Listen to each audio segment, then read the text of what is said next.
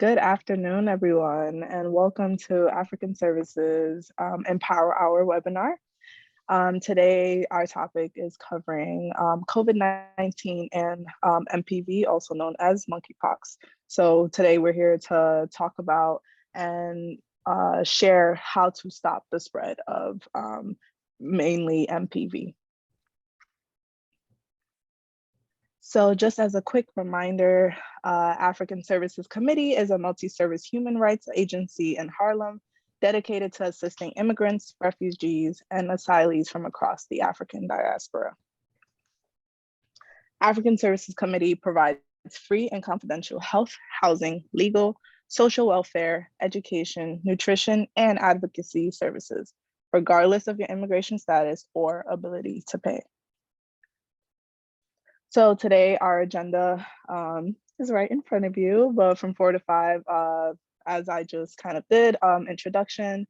By the way, I'm Miriam Traore, and you will later meet my fellow community health worker and our guest speaker. And we'll have a quick fireside chat with him from 4:05 to 4:45, and then a Q&A session from 4:45 to 5 p.m. So to introduce our guest, Dr. Erick Kawegere is a current PGY3 resident of the Icahn School of Medicine's Mount Sinai Morningside West Internal Medicine Residency Program. He's originally from Tanzania and obtained his medical degree from Muhimbili University of Health and Allied Sciences School of Medicine. He is interested in practicing hospital medicine in the way that it ensures well-coordinated transition to primary care providers post-hospital discharge. He's also interested in teaching and QI projects. During residency, Dr. Kawegere was involved in medical education track and improving asthma documentation QI project. After residency, he has plans to practice hospital medicine in conjunction with primary care. In his free time, Dr. Kawegere enjoys plane spotting. He is a self-proclaimed aviation enthusiast, running and biking. So I will let Kenneth take over and furthermore get into it with Dr. Erick. Thanks, Miriam. Hi, everybody. My name is Kenneth Cruz. I'm currently the Data and Communications Program Specialist for the MAP program at African Services Committee. And yeah, let's just get right into it. It's great to have you here, Erick. Yeah. So hi. So for the first question, I think we've heard a lot from community members about how we can distinguish MPV from and how it presents from other illnesses or other chronic conditions. So how can we recognize when these symptoms of MPV are not related to a respiratory virus like COVID-19 or the flu, a case of skin irritation, a flare-up of eczema, etc.? Yeah, thanks so much for having me. It's always a pleasure having to work with you guys. So this is really a great question in a way that we say to, prevent yourself is to first trying to see if someone has any signs or symptoms of monkeypox to avoid contact with them. So this question alludes to the point that, monkeypox doesn't always present with classic presentation that we see every time. And this is the other problem with the disease as well. It's due to the fact that different people have different presentation, but usually almost always it will start with things like fever. You'll have some kind of headache, some kind of swollen lymph nodes, especially around the mouth and the neck area. And then after some time, this usually takes 2 to 4 weeks, then you have the eruption of rash. So the skin rash with monkeypox virus is different from a flare of eczema or irritation. It's very distinct skin rash, and I believe you have images. Yeah, I think you just pull it up right here. Yeah, exactly. So you can see here from the first slide on your left side, you see like a small pimple-like lesion. Sometimes they have this central part, like umbilicated central part as well, and they can be filled with fluid, with pus. A flare of eczema is different. It has like irregular borders, and sometimes it's flat or raised.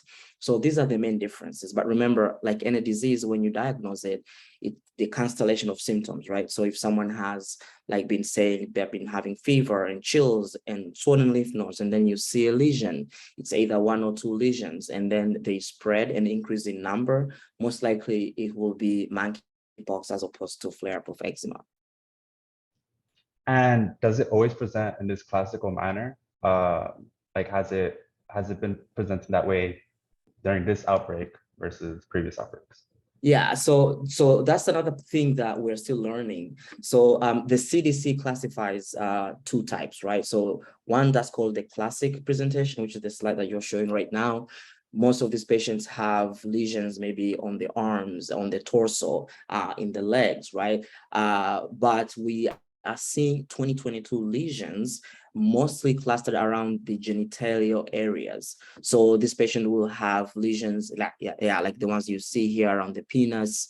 They'll have lesions in the mouth as well, causing difficulty in breathing, difficulty in swallowing. They have a lesion around the anal areas as well. So these type of lesions are seen mostly in that 2022 like outbreak that we're seeing right now, as opposed to the classic one that's the disease has been endemic in some parts of Africa and in few cases, even like before May of this year when we started seeing the cases. So that's why we are classifying these 2 lesions as classic and 2022. Great. Yeah, thanks. And so does that mean we should be looking out for not just how it typically presents, but also these irregular presentations of these lesions? Yes, so even at the hospital right now, we have a couple of cases, and the presentation is bizarre for this, like the lesion that we're seeing right now. So I had one patient with lesion on the finger around here, and then they had another lesion on the neck and another lesion on the perianal area. So this patient had only 3 lesions on the finger, on the neck, and the perianal area. So this guy had kind of a mix between, you know, the classic one and the 2022 type of lesion that we're seeing, because he had perianal area, which is in the genital area, and peripheral as well. Yeah, that's good to know, so that, you know, community members are concerned. They're looking at all the possibilities. It could be classical, it could be, you know, cluster, or exactly. Yeah. So the next question, I guess, when we're comparing MPV to something like COVID-19, right? We're very familiar, especially 2 years into the pandemic now, with COVID-19 precautions and how to protect ourselves against that. Can we protect ourselves against MPV with the same precautions we take against COVID-19? Wow, this is such a great question, right? Because we've been into the pandemic for quite some years now, and we have been implementing all these, you know, social distancing rules and masks, you know, and being careful not to spread COVID-19. And right now, just before COVID-19 pandemic ends, now we have monkeypox. So the answer is yes. So I'm gonna just, you know, allude a little bit on how monkeypox spread versus how COVID-19 spread, right? So COVID-19 mainly spreads through respiratory droplets. So, you know, that's why we say wear your mask when you are indoors in a crowded area. Initially, at the height of the pandemic, we used to say wear mask even indoors, because the main mode of transmission is through respiratory droplets. Now, monkeypox also spread by respiratory droplets, but it's not the main way that monkeypox spread. The main way is through touching, right? And if it's respiratory spread, it has to be like prolonged respiratory contact. So kissing for a long time, having sexual intercourse. So all these are the main way that it spreads. So some of the things that we use for COVID-19 precautions we can also use in monkeypox.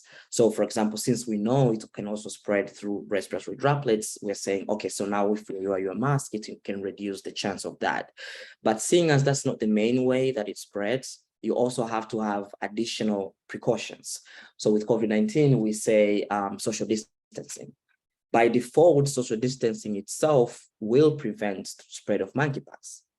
Because if, say, someone has lesions all over and they have fever, they have chills, you social distance yourself, from them, so you're not going to touch them. That in itself will protect you against the infection. So, and that's why we are confident, because now we have all these measures, even though we are starting relaxing them, preventive measures against COVID-19, we can use the same measures against monkeypox virus. The one other thing that's really, really crucial is hand hygiene, right? So wash your hands, disinfect your hands, thorough washing your hands with, soap and running water. That's the best way to prevent, because even when you're in the subway, you touch people, you touch, the subway cars, the guide rails. Say you disinfect your hands every now and then, you go home, or after touching the doorknobs, and the taps, you wash your hands with water and soap. That will help to prevent the spread of monkeypox virus. Thanks. Yeah. And we want to use those tools that we familiarize ourselves with so much, having been in this pandemic for so long, right? To do what we can against it. So it's helpful for people to know that, the steps that we take, like social distancing, being careful to wash our hands, and obviously that's there's some unique modes of transmission for MPV versus COVID-19, but it's helpful to know that some of those precautionary steps we can still take. Yeah, and we are already familiar, right, with all these precautions, so we can just keep doing them, and while being extra cautious. If you see someone with rash, that you don't recognize, practice your social distancing the way you do during COVID-19 pandemic. Thanks. Okay, so the next question I want to ask is, what are the ways that COVID-19 and MPV affect people who live with HIV? And this question comes from people who are obviously more at risk for further complications because they are immunosuppressed or have immunocompromised condition. So, for them, is there ways that they're targeted specifically or probably more harshly by this virus? And if so, these viruses, and if so, is there similarities and differences, and what can they do to better protect themselves? Yeah, so this comes to a point where we have to touch base a little bit with as well as the spread of the virus itself, right? So we are seeing it more in men having sex with men, or someone who have had sexual intercourse with people that they didn't know from before, or they didn't know if they have symptoms, especially for the past 14 days. So this disease can be also seen in patients with HIV/AIDS. Now, someone with HIV, it doesn't mean that they're immunocompromised. Someone can have HIV, but it's well controlled, so they are immunocompetent. For patients who are immunocompromised, it's always a worrisome situation, since their immune system cannot fight most of these infections as well as someone who's immunocompetent can. So the number one prevention, as we always say, is knowing how to prevent yourself from the monkeypox virus itself from the first place. So practice safe sexual behaviors. As we said before on the previous question, do social distancing, be safe. If someone has just been exposed that of, see your primary care provider and how they can help you, see if you're eligible to get the vaccine. Now, having said that, people who have HIV and it's not well controlled, when they are infected with monkeypox, what we have seen in very few cases, they also tend to get sicker. So this is the part where if someone, they know that their HIV is not well controlled and they start feeling fever and they have lymphadenopathy, they have this muscle ache and headaches and the start of rash, it's better to go to your primary care provider or go to the emergency room. And the earlier the treatment, the better. Just like any disease condition, if you catch it early, you have better chances to survive. But also we should know that monkeypox mortality rate is very, very low. I think I read somewhere today, actually I think like an hour ago, the first case of monkeypox related death in Texas. So this is the first one that we have seen. That means that the disease is not as severe comparing how it was with COVID. I think most of us remember, during COVID, people who are old, people who are organ transplant recipients have HIV that's not well controlled, and other immunocompromised diseases, they tend to get more sicker with COVID-19 virus. But monkeypox, we are kind of starting to see that, but it's not as evident, mainly because we are still learning about the disease, right? So there's a lot of things that we don't know. And so far, these are the things that we know. Prevent yourself. Now we have, the vaccine, and we have the medication for it as well. So as soon as you get any kind of symptom that you're not sure about, you have skin eruptions, contact the healthcare professional so that you can get help as soon as possible. Thanks, I appreciate that. Yeah.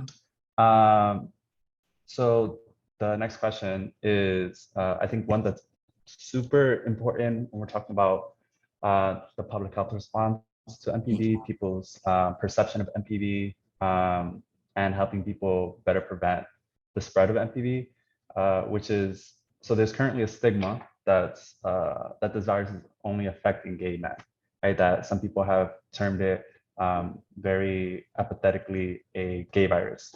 What communities are actually being impacted by MPV? So this is the area that's really sensitive. And as you said, it's really, really sad, that there are all this stigma around the communities. So the simplest and the straightforward answer for this is everyone can be impacted by MPV, regardless of your sexual orientation, regardless of your age, your skin color, anything. Like we are all at risk of MPV. So that's the thing that we should really sure to drive it out there and educate our communities.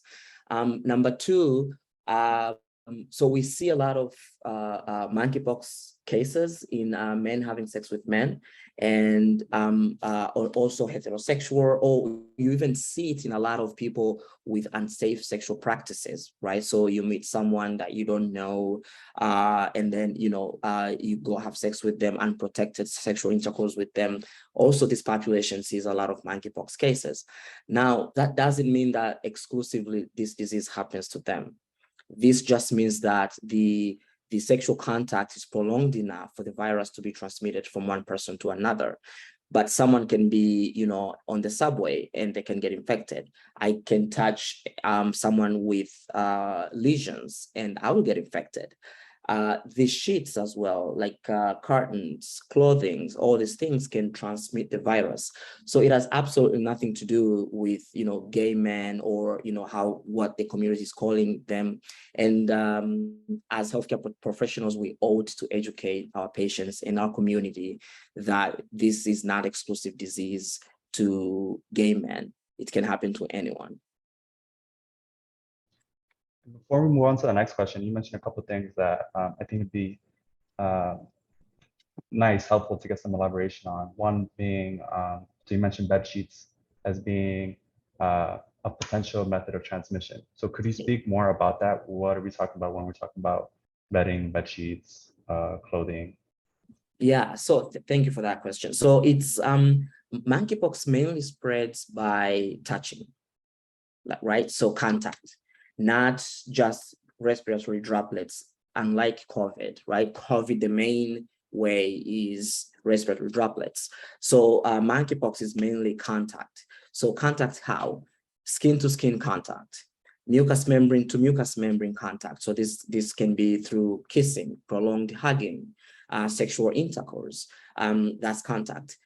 The other thing is, what we have recently learned is the fact that, say, if I have monkeypox and I touch this phone or I touch this water bottle, if someone else come and then touches the water bottle, my phone, if I have symptoms and I had lesions, me, by just touching this, I'm spreading the virus all over this phone, and and plates and cups.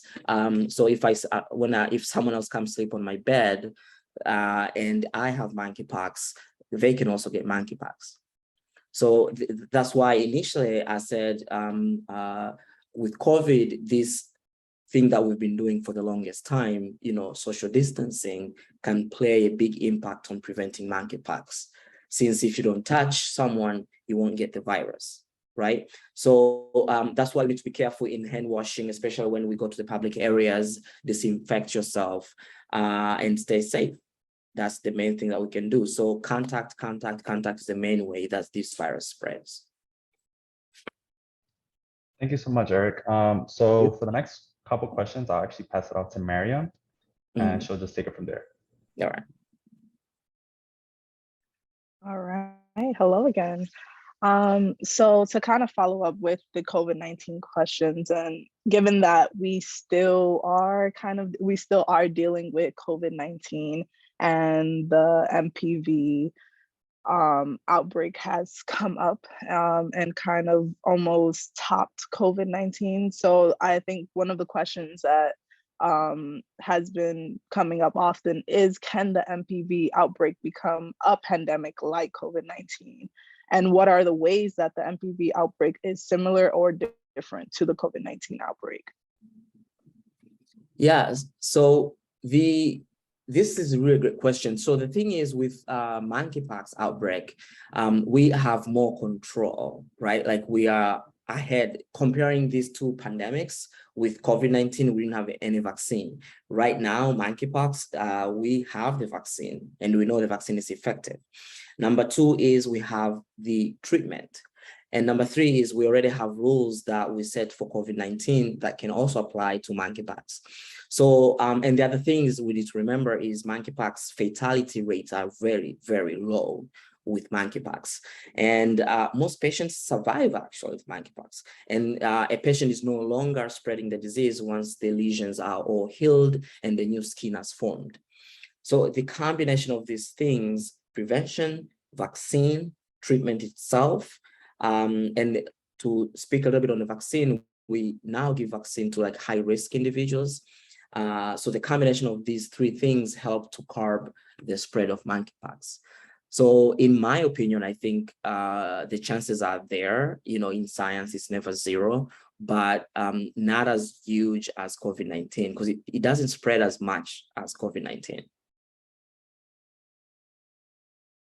Okay, thank you so much for that. And kind of to also link that to our next question, the Jynneos vaccine used to be injected subcutaneously. Now it is injected intradermally, so with less dose. What does this mean for the average community member looking to get vaccinated? So this is still kind of in the works. Like we are still learning about how the vaccine works, what the amount of dose to give that will help. The one thing is it doesn't affect the average person who's looking to get the vaccine. Research has shown that it works. It provides protection, even for someone who has been exposed, as long as it's done within 4 days.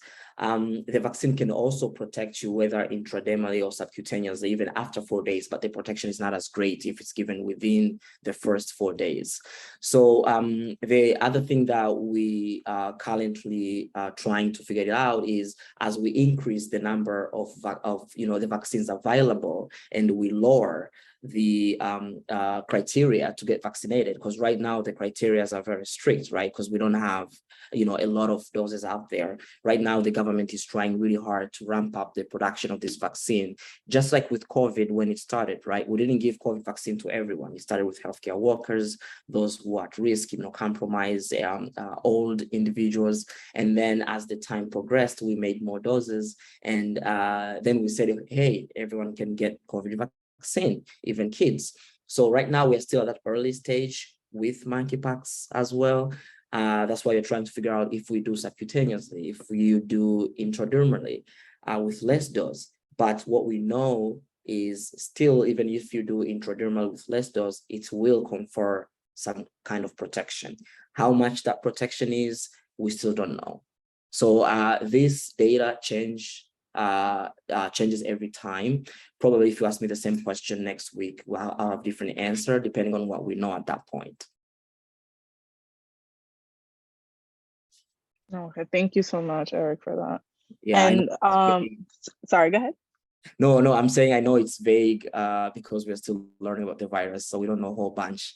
But data science changes every day, and we will have new information soon. Right. Eric, For Thank people you. who, just before we move on to the next question, for people Yeah. who maybe are distrustful of vaccines because of, distrust that was stemming from COVID-19 vaccines, for whatever reason, Yeah. what would you say about the Jynneos vaccine? What would you say to them? Is there anything to be said? No, so just like any medication you take, there might be some side effects with vaccine, right? So you might have a little bit of headache, some myalgias like muscle pain. These are very, very mild side effects, and they can happen to anyone. As long as someone doesn't have, reaction, they don't have allergic reaction to any of the components of Jynneos vaccine. Vaccines is very, very safe and effective as well. Very effective. It works. Look, I've seen patients, who are being exposed and they start having lesions or, get the vaccine, and it helps. Even if it doesn't stop the disease itself, it will make it less severe, right? So because, as we said earlier, these 2022 lesions, we see a lot of lesions around the mouth, so people cannot swallow properly, around the penile area, perianal area. This can be very uncomfortable and painful, and it can lead to other complications, mainly being what we call secondary bacterial infection. So the vaccine can help, even if it's not going to stop that, it's going to make it less severe, and it will shorten the duration of illness, which is what we want, which is what any patient would want. So I encourage everyone, so long as for now they meet criteria, to get vaccinated. I have my friends who have taken the vaccine. People at the hospital have been exposed. My dear friends that have taken the vaccine, and they are totally fine. Yeah, and super important to recognize how important the vaccines are as a method to get out of this outbreak. Along with that, some people have had questions about when to take the vaccine, right? There was some messaging at some point in time to take the vaccine after they've been exposed or afflicted with MPV. So could you just clarify that for people who are wondering when to take this MPV vaccine? Is it just like COVID where you take it beforehand? If you had MPV, do you still take it? And what have you seen? Yeah, so what I've seen is right now, the New York City Department of Health has criteria for vaccinating people. And the number one criteria is gay, bisexual, other men who have had sex with men, and/or transgender, gender non-conforming, or gender non-binary. That's number one criteria. Number two criteria, someone has to be above the age of 18, because it was started in people only of the age above 18. Number three, someone who have had multiple or anonymous sex partners in the last 14 days. And we use 14 days because we expect during that time, someone would have, displayed all these signs and symptoms of monkeypox. So currently, these are the guidelines that we use, but the inclusion criteria will change with the number of doses available in the country. This is the reason why now we only give vaccine to high-risk individuals. So anyone who fits in this category, or someone who's been exposed directly exposed to a patient who is known to have monkeypox. The reason we're doing this, as I said, we have limited number of doses, a limited number of vials. So we only have to allocate those to people in high risk. As the time goes, we ramp up production, the criteria will drop, and then we'll have almost everyone get the vaccine if they wish to, or someone who's been exposed. Currently, if someone is exposed, they know for sure they have been exposed. The recommendation is either, first to call the primary care providers, see if they have any kind of symptoms or starting to have symptoms, and to get the vaccine, as I said before, within the first 4 days. They can get the vaccine even after 4 days, but the way that it prevents the disease progression is better if it's given before. And if not, they can just isolate. The problem with isolating is the duration of what we call the incubation period. It varies widely, right? So we say 2 to 4 weeks. That's why you haven't seen CDC coming up with time frame, they did with COVID, say, hey, you should isolate for 10 days. Because some people get the virus and then they don't develop symptoms up until 3 weeks. Some people 10 days, so that's why it's kind of tricky to have definitive time frame to isolate. That's why call your PCP, see if you're eligible to get the vaccine or to get the treatment, and take it from there. Great, thank you. And I'll pass it off to Miriam for the next question. All right, and in relation to that, more on the testing aspect of for MPV, I think although we have some responses here, but we do want to ask you, Dr. Erick, when and where can I get tested for MPV? So during the first part of questions, we said, someone with fever. So the moment you feel like something is wrong, right? So this can be one of two ways. Either you have lesions, by then you must have had things like fever, headaches, muscle aches, chills, or like you just feel generally tired. You used to go out and walk for like half an hour, now you cannot. You just feel lethargic. And maybe you have a sore throat, you have some kind of dry cough, or a rash is starting to appear. So if you have any of these, you can go to any of these allocated places that you see on the screen here, and you can get tested. At Ryan Health, because I also work at Ryan Health, Thelma there. When you get there, we have testing capabilities, so you will get tested.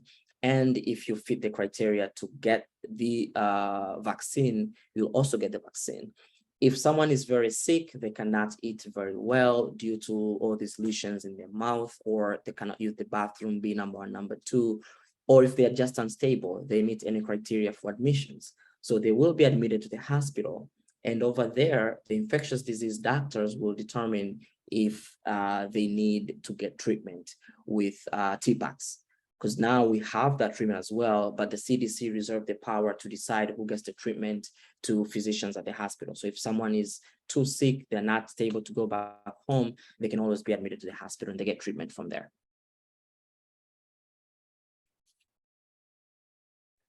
That's very good to know. Thank you. Yeah. Go ahead. Thanks. And then let's see, I think we have, questions and answers, right? So this is because we have a few minutes left. So for anybody who may be watching or is interested in asking a question, please submit your questions and comments in the Q&A box. There are some questions already ready to be asked. So one question is, where can we go to learn more about the virus, stay up to date about the facts? Oh yeah, that's a good question. So right now, all these things that we're saying, right now what African Services is doing is to educate people, right? So through platforms like this. It's really crucial to get your information from the right sources. I would recommend CDC. They tend to update their website on monkeypox every now and then. And then you have other organizations that deal with HIV, other infectious diseases. But at this point, I would really recommend to use CDC as the main place that you can get a lot of updates about the monkeypox virus. I like their site because they tend to update it. The more new data we have, the more you see it will change, and it will actually show when was the update, posted. I think you can just give people the link to the CDC, or if you can just go to your Google and type in CDC, it will take you to their website, and then type a search word monkeypox, and then you'll see all the updates. Great, thanks. The next question you have is, do you know if the vaccination is free or how much it costs? I don't have insurance. Thanks. The vaccination is free as far as I know from Ryan Center, even at Sinai. And this is provided by the government under the federal government. So there should not be any kind of payment to get the vaccine at this point. Does that hold true for testing as well? Yes, that holds true for testing. So I think some people get more information from their primary care physicians depending on what system they use. But at Ryan, you don't have to pay for testing. And as I said before, the government is increasing, is working really hard to increase the number of tests and vaccines available as well. So everyone can get the vaccine, just like the way we did with COVID. And thanks for answering that one. And then the other question we have is, I've heard different things about monkeypox being classified as an STI or a sexually transmitted infection. Is that true? So not entirely, right? Why are we saying not entirely is because you have other ways of contacting monkeypox virus outside of sexual intercourse. As I said before, I have monkeypox, I touch this phone, if someone else comes and uses my phone, they most likely they will contract the virus if I'm infectious at that point. All these surfaces, the bed sheets, cups, utensils, all this can transmit the virus. So it's not exclusively sexual transmitted infection because it has other ways of spreading. And I think people say that because we see a lot of patients who have had monkeypox. Their story, if you take history, they will say, "Oh, I've had sexual intercourse with someone who had lesions." But that's just one of the ways to get infected. Great. And something that we haven't touched upon during this conversation is what is the treatment, if there is any treatment for MPV, and what is the role of people have been hearing TPOXX. What is the role of TPOXX? Who would qualify? Is this a primary care physician question? So yeah, if you could just talk about that a little bit. Yeah, so I touched a little bit about this. So excuse me, TPOXX really, really helps. Like, it works. The thing is, right now, as we speak, there's only a number of physicians who are qualified. So they have to get authorization from the CDC and FDA. Sorry, not from the CDC, from FDA to prescribe the medication. And some institutions have agreements with FDA so that they don't have to go through the process. Mostly infectious disease doctors, at the point where someone needs TPOXX treatment, they have to be at the hospital because maybe they are too sick or they are like unstable. They have to get all these pills and other injections as well, to keep them stable. So if someone say they are dehydrated, they will need IV fluids. You cannot do that from, outpatient. You have to be admitted to the hospital. Or if someone cannot eat, or if someone cannot breathe comfortably and they need oxygen. So all these are the things that will lead someone to be admitted. And when they're admitted, your physician in the hospital will take care of that. Got it. So is this something that somebody should, this is not like across the board thing. Somebody should be evaluated based on their symptoms, their condition, to see if they qualify or they would benefit from TPOXX? Yes. So when someone is admitted to the hospital, it's in the physician taking care of them will decide if they need the treatment with monkeypox. Right now, we don't have, as of right now, we don't have specific criteria for someone who needs treatment. So I will just tie this with COVID-19 virus. Initially, we didn't have set of criterias. But eventually we had this criteria. Hey, if someone needs any kind of oxygen, they should be treated with steroids for 10 days. They should be treated with anticoagulation because we were seeing a lot of cases with COVID ending up with deep vein thrombosis and other clotting disorders. So these criteria did not develop the time COVID-19 was pandemic. After having experience with patients, we said if someone has COVID, but they're not on oxygen, they can breathe on their own, they do not need steroids, right? So these criteria will also come with monkeypox as we learn about the virus and the treatment options and what we need to do. Great, thank you so much for answering those questions. Very important information. And I don't have any more questions. So is there anything else that you would like to say, just kind of as a last note before we start, ending this recording, this session?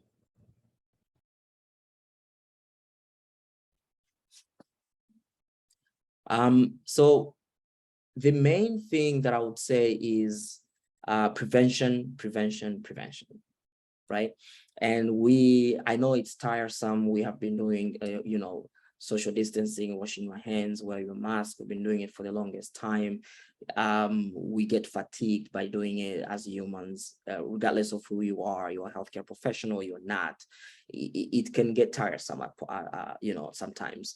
But with this, since we are already doing that, I really recommend keep, washing your hands, social distancing, like avoid, if you see someone with rash, avoid contacting. If you see a family member, speak to healthcare professionals, call your PCP, make an appointment, or go to the emergency room. And the main thing is get the right information from the right sources.